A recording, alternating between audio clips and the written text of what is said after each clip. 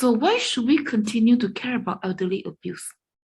If we look at this pyramid, and this is what demographers like to do.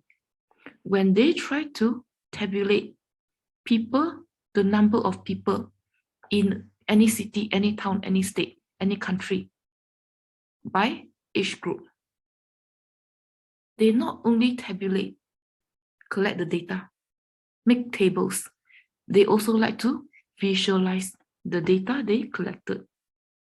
This is what we call population pyramid. When the population was still growing, was still relatively young, fertility or birth rates were still relatively high, we literally see the pyramid. It looks like a triangle. There are more young people than old people.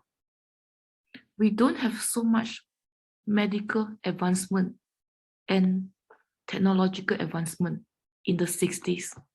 So sometimes elderly might not make it. There are fewer elderly people in the 60s, as you can see. And if you Google population pyramid, Nebraska, or just another location, I think from 10 years ago, 2010, until now, in many countries, in many states, population pyramid cease to look like a triangle when there are more medical advancement, among other things.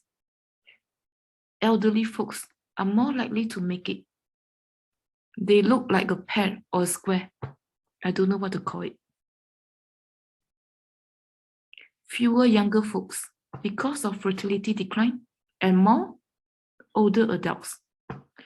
And this is in the future. They do some forecasting or population projection, apply some mathematical formula. And this is what they foresee. Even if you look at population pyramid for Japan, South Korea, certain parts of the US, they look somewhat like this too. My point is, the number of older adults are going to increase in decades to come. And because of that, we have to focus on elderly abuse. That's one reason. And as you can see from here, 1 in 10 older adults, 65 and over, encounter abuse of some sort. So it warrants policy and research attention. 10% is high to me. Even if it's just 1%, all lives matter is still important. My 2 cents. And most abuse takes place in neighborhoods or communities, not in institutionalized settings, long-term care, nursing home. Those are the minority cases. Most abuse occurred from people they know, according to statistics. They occur within families, within neighborhoods, 90%. And these 4 kinds of abuse are often underreported: neglect, financial exploitation, physical abuse, and psychological abuse. And you can read the definition of abuse on your own. And these are the major forms of abuse.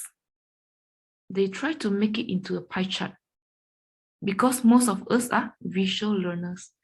And these are the consequences of abuse: deterioration in physical and mental health, hospitalization, clinical issues, depression, suicide, isolation, disrupted relationships, financial loss, among other things. And when the number of older adults is expected to increase in the near future, this is why we have to care about elderly abuse.